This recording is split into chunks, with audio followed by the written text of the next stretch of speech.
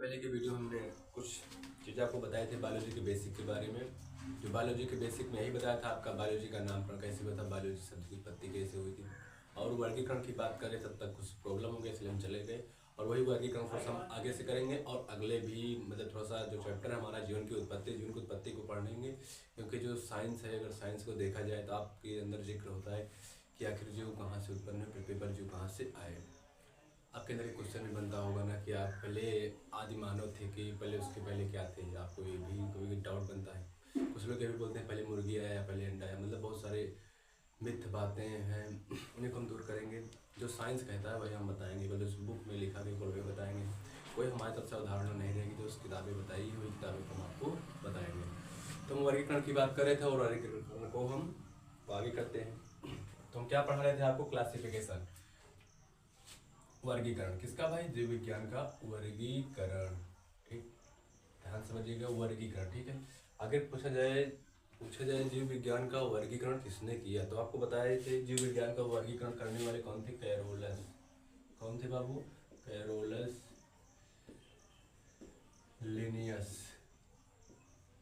Carolus Linnaeus क्या किए थे, जीव विज्ञान को वर्गीकरण सबसे पहले किए थे। ठीक, वर्गीकरण में क्या किए थे भाई, अगर हम देखा जाए एक जंतु था और एक पादप था।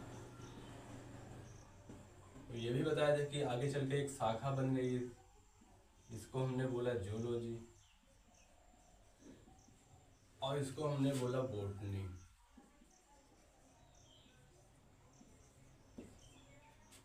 क्या इतना आप समझे कि नहीं। तो वर्गीकरण किए दिए भाई, किसमें कर दिए, एक जंतु और एक पादप में कर दिए। पादप को हमने बॉटनी बोल दिया, एक शाखा बना दी गई, और जंतु को भी एक शाखा बना दी गई। आपके अंदर एक क्वेश्चन होता होगा ना कि जीव विज्ञान के जनक कौन है। अभी हम जनक नहीं बताए आपको, जनक भी बताएंगे, ध्यान समझिए, ध्यान से देखते रहिए। ये आपके हो गए वर्गीकरण। अगर हम जूलॉजी क्या हो गया, जंतु विज्ञान। ये क्या हो गया, वनस्पति विज्ञान। बेसिक आपको पता है, बस थोड़ा सा बताने में पहला दिन है इसलिए थोड़ा सा कंफ्यूजन। जंतु विज्ञान, अगर हम आपको यहाँ से तो मिल रहा है जो बोले थे चिड़ियाघर। चिड़ियाघर में क्या हमें मिलता है, जानवर ही मिलते हैं। तो वहीं से आ गया जूलॉजी। लॉजी का मतलब जंतु का अध्ययन करना, जंतु का अध्ययन करना। किसका, केवल ओनली वन जंतु का अध्ययन करना। जितने भी यूनिवर्सल पर जीव है उनका अगर अध्ययन करने क्या कहलाएगा, जंतु विज्ञान। और जितने भी प्लांट हैं, प्लांट संबंधित जितने भी हैं या प्रकाश संश्लेषी जो भी हैं उनके बारे में अध्ययन करेंगे तो क्या कहलाएंगे, बॉटनी। बॉटनी के अंदर हम समांतर देखिए, सीधा ये भी आप बोल सकते हैं जो प्रकाश संश्लेषी। क्या है प्रकाश संश्लेषी, हाँ, जो प्रकाश संश्लेषी दिन भर में एक भी बार कर ले या किसी भी अवस्था में कर ले, अगर प्रकाश संश्लेषी कर रहा है तो किसके अंतर्गत आ जाएगा, बॉटनी के अंतर्गत आ जाएगा। ये भी याद रखिएगा, क्या वनस्पति प्रकाश संश्लेषी ही होते हैं, नहीं, प्रकाश संश्लेषी के अतिरिक्त भी होते हैं। लेकिन अगर उसी को हम पढ़ेंगे जो प्रकाश संश्लेषी करेगा, मतलब अन्य भी करेगा लेकिन प्रकाश संश्लेषी भी करेगा अपने जीवन काल में 1 या 2 बार या 3 बार या 4 बार या लगातार करता रहेगा, तो उसको हम किसमें पढ़ेंगे, वनस्पति में। क्या लिखे, पेड़ पौधों के बारे में पढ़ना, पेड़ पौधों के बारे में पढ़ना क्या कहलाता है, या पादपों के बारे में जिस जीव विज्ञान की शाखा में अध्ययन करते हैं, यानी पादपों के बारे में जीव विज्ञान की जिस शाखा में करते हैं क्या कहलाएगा, वर्गीकरण किसका भाई, वर्गीकरण तो यहाँ पे लिखना ही भूल गया। वर्गीकरण किसका भाई, जीव विज्ञान। आपको जीव विज्ञान पढ़ाना है, जीव विज्ञान का ही वर्गीकरण हो रहा है। तो आपको जीव दो ही देखने को मिलते हैं, जंतु और पादप। यहाँ पे बता रहे थे पेड़ पौधों के बारे में पढ़ना, पेड़ पौधों को पढ़ना, ठीक, क्या कहलाएगा, बॉटनी। चलिए जानवरों को पढ़ना, चलिए जानवर का है, बोलो जंतु ही बोलो ना, इतना भी जंतु को पढ़ना, हम लोग भी जंतु में ही आते हैं, ठीक, जंतु को पढ़ना क्या कहलाएगा, बॉटनी। अब आपसे अगर पूछा जाए जूलॉजी के जनक, बॉटनी के जनक, अभी आपको पता है कि अरस्तु जीव विज्ञान के जनक है, एरिस्टोटल, ठीक, ये आपको पता है, ठीक, इतना तो पता है, सब बच्चों को पता रहता है, जो साइंस पढ़ता है उसको पता है, ठीक। तो पूछा जाए जूलॉजी के जनक एंड बॉटनी के जनक, जी ठीक, तो आपको पता होगा अरस्तु, ठीक। 344 से 322 ईस्वी पूर्व, बहुत पुरानी बात है, बहुत पहले से थे। अगर देखा जाए तो अरस्तु ही सबसे पहले जीवों के बारे में बताने वाले थे, सबसे पहले जीवों के बारे में बताने वाले थे। तो क्या हमने जीव विज्ञान के दो भाग में तोड़ा, एक जंतु में तोड़ा, एक पादप में तोड़ा। तो क्या सर जी अगर ये जीव के बारे में बताने वाले थे, कौन से जीव के बारे में बताने वाले थे, क्या जंतु के बारे में बताने थे या पादप के बारे में बताते, ये बात मायने रखेगी। तो जो अरस्तु है वो सबसे पहले किसके बारे में बताए थे, जंतु के बारे में। जंतु के बारे में कुछ मूलभूत इकाइयाँ देखे, कुछ मतलब उनकी आकार संरचना, कुछ मतलब आकृति, उनका रहने का स्थान कुछ देखकर उसको उसने 500 लगभग कितने जंतु, 500 जंतु हैं, 500 एनिमल क्या किया था, अध्ययन किया था। 500 एनिमल का अध्ययन किए। अध्ययन करने के बाद उसने एक बुक लिखा, द हिस्टोरिया ऑफ एनिमेलिया, एक बुक लिखी गई। ये एक उसने बुक लिखी, किसने भाई, अरस्तु साहब ने एक बुक लिखी। किसने भाई, अरस्तु। कौन, अरस्तु। The Historia of animalia. अब इस बुक में क्या कहा गया, 500 जंतुओं का अध्ययन किया गया है। जैसे कि हम लोग को देखा जाए तो हम लोग के पास 2 हाथ है, 2 पैर है, 2 आँख है, 2 कान है, पैर में हमारा स्थित मिलता है। और भी जंतुओं का देखे तो पैर मिल रहा था। तो उसी के हिसाब से वो अपना अध्ययन करते हुए पढ़ते गए। और भी जीवों का अलग देखना, उसके पानी पीने का तरीका कैसा है, वो मुख से पानी पीता है या हाथ के द्वारा पानी पीता है, मतलब बहुत सारे लक्षण को देखकर उसने उसी बुक में लिख कर चले गए। ये इंस्पायर हो गए। और अरस्तु के ही शिष्य या उन्हीं के, जब वो स्टडी कर रहे थे जंतुओं के बारे में, तो उन्हीं के एक शिष्य थे थियोफ्रेस्टस। अब आप ये बताइएगा, क्या थियोफ्रेस्टस को जंतु के बारे में ज्ञान नहीं होगा? ज्ञान होगा, क्योंकि भाई गुरु जो है उसी का भाई जनक बना, शिष्य। देखिए भाई, अरस्तु के शिष्य के थे थियोफ्रेस्टस। तो एनिमल के बारे में तो पढ़ ही रहे थे, लेकिन इन्होंने एक कुछ अलग कार्य करना लगे। जैसे कि कुछ बच्चों का अलग रुचि होती है, जैसे कि सर क्या पढ़ा रहे थे तुम क्या पढ़ने लगे, कभी कोई रुचि अलग हो जाती है। तो इनकी भी रुचि क्या अलग है, एक प्लांट के बारे में देखने, बाबू एक प्लांट को क्या करने लगे थे, क्लासिफिकेशन में प्लांट के बारे में देखने लगे। जैसे ये बता रहे थे, मतलब जो अरस्तु थे थियोफ्रेस्टस को बता रहे थे कि ये जानवर ऐसा होता है, ये ऐसे खाना खाता है, ये ऐसे खाना खाता है।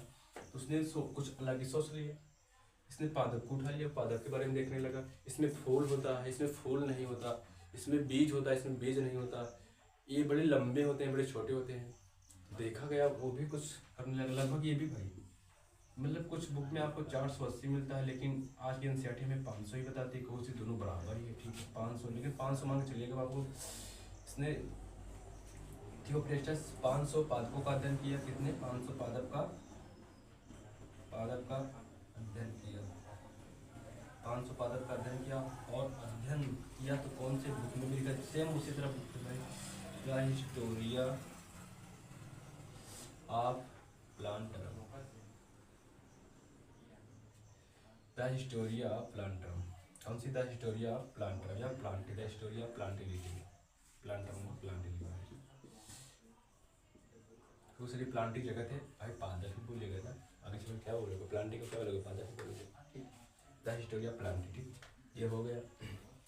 सर जी 500 का अध्ययन इसने भी किया, मतलब जीव विज्ञान, यहाँ समझिएगा, जीव विज्ञान के जनक कौन हुए भाई, इनके जनक कौन हुए, सर जी अरस्तु। सर जी इसके अरस्तु के शिष्य कौन, थियोफ्रेस्टस।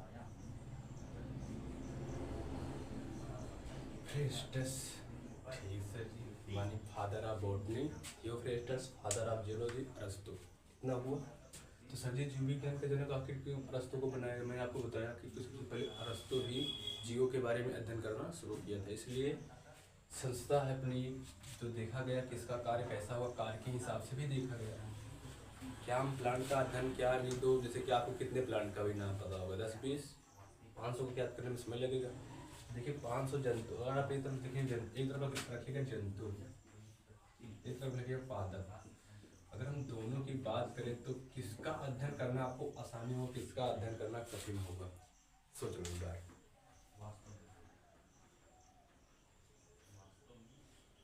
जंतु आसान लग रहा है तुम्हें? सबसे कठिन वर्ग किसका है भाई? वर्ग का भाई एनिमल। एनिमल का काम बहुत कठिन है भाई, आदर का भाई नहीं।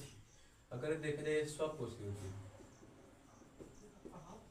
स्वपोषी, पर ये सर्वाहारी होती भी है और कुछ मांसाहारी भी होते कुछ अलग तरीके से। इनको पढ़ना क्या है हमारे अकॉर्डिंग, आपके अकॉर्डिंग सबके अकॉर्डिंग समझिए, ये पढ़ना क्या है कठिन है, समझ रहे हो?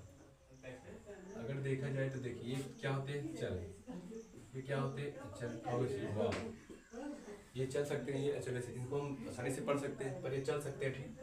आखिर जो जंतु अगर वो चल सकता है तो अगर सोचिएगा जो अरस्तु एनिमल का अध्ययन कर रहे थे तो क्या अगर जंतु को अगर देखते भी होंगे तो क्या वो जंतु उनको सामने से ही मिल जाते होंगे?